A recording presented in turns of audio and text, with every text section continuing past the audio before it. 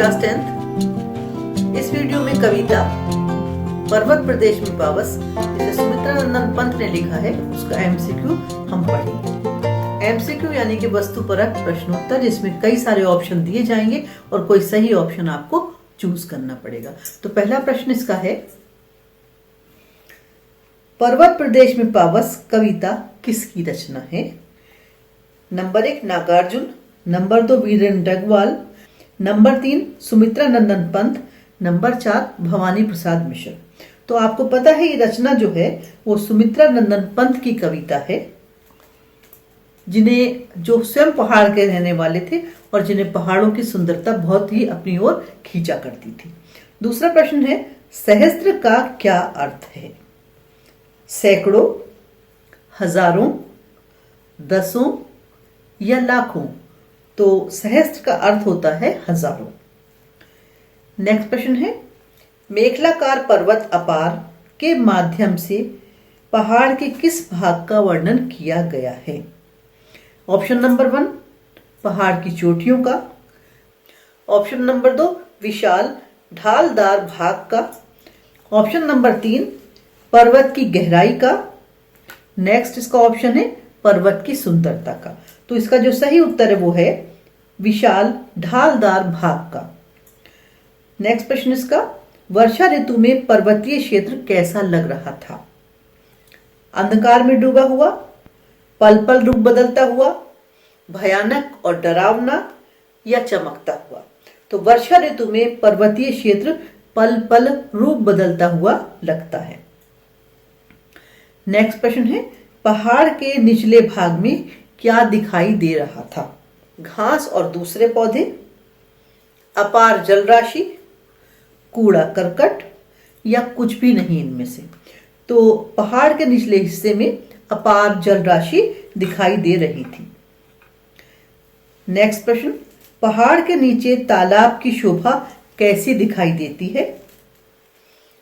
1 फूलों से भरा होता है, दूसरा चमकता हुआ दर्पण दिखाई देता है, तीसरा झरने का मीठा शोर सुनाई देता है। मीठा शोर इसलिए कि झरने का शोर कानों को अच्छा लगता है, चारों ओर संगीत सा लगता है। तो जिसका सही उत्तर है वो है चमकता हुआ दर्पण दिखाई देता है।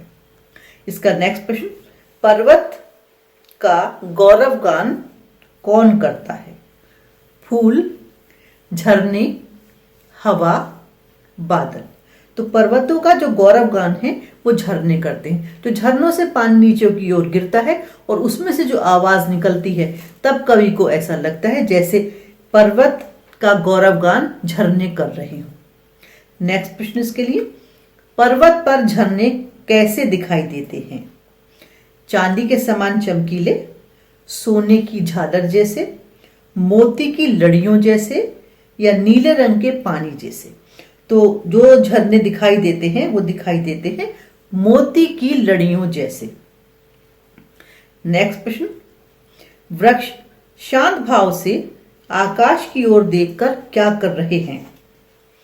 बादलों की प्रतीक्षा कर रहे हैं, गंभीर चिंतन कर रहे हैं, आकाश को छूने का प्रयास कर रहे हैं या ईश्वर से कोई प्रार्थना कर रहे हैं? तो इसका सही ऑप्शन है गंभीर चिंतन कर रहे हैं। वर्षा ऋतु में अस्थायी रूप से क्या फूट पड़ते हैं? पेड़ पौधे, कीड़े मकोड़े, सुंदर झरने या कूड़ा करकट? तो वर्षा ऋतु में अस्थायी रूप से सुंदर सुंदर झरने फूट पड़ते हैं। आकाश में विशालकाय बादल देखकर कैसा लगता है? तो कवि बताते हैं बादल फटने वाला है, पहाड़ अपने पंख फड़फड़ा रहा है, वर्षा का मौसम आने वाला है या कोई भी उत्तर ठीक नहीं है। तो पहाड़ अपने जैसे पंख फड़फड़ा रहा हो। नेक्स्ट प्रश्न है इसका, तालाब के ऊपर उड़ता बादल कैसा लगता है? पक्षी के समान, धुएं के समान, विमान के समान, जादू के समान? तो तालाब के ऊपर उड़ता बादल धुएं के समान लगता है। पर्वत प्रदेश में पावस कविता के अनुसार कौन से वृक्ष धरती में धस गए से लगते हैं? आम के वृक्ष, नीम के वृक्ष, शाल के वृक्ष या पीपल के वृक्ष। तो कविता में जो आपकी आए हैं वो आए हैं शाल के वृक्ष। नेक्स्ट इसका प्रश्न है, पर्वत प्रदेश में पावस कविता में कवि ने किसका मानवीकरण किया है? वर्षा ऋतु का, बादल का, पहाड़ का या मेखला का? तो यहां पर उन्होंने पहाड़ का मानवीकरण किया है। नेक्स्ट इसका प्रश्न, पर्वत प्रदेश में पावस कविता में किसका वर्णन है? ग्रीष्म ऋतु का, वर्षा ऋतु का, शरद ऋतु का या शिशिर ऋतु का? तो यहां पर वर्षा ऋतु का वर्णन है। इसका लास्ट प्रश्न जो मैंने बनाया है वो है, पर्वत प्रदेश में पावस कविता में कवि की भाषा की क्या विशेषता है?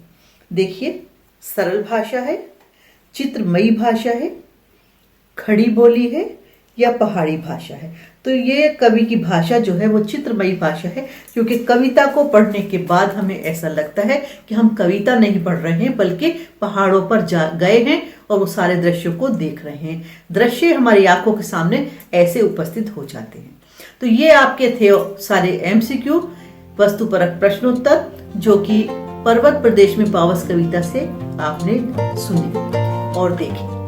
कविता की अर्थ को ध्यान से पढ़िएगा, याद कर लीजिएगा और जो बैक साइड के प्रश्नोत्तर हैं उनको भी याद कीजिएगा, उन्हें छोड़ने की कोई आवश्यकता नहीं है। Thank you.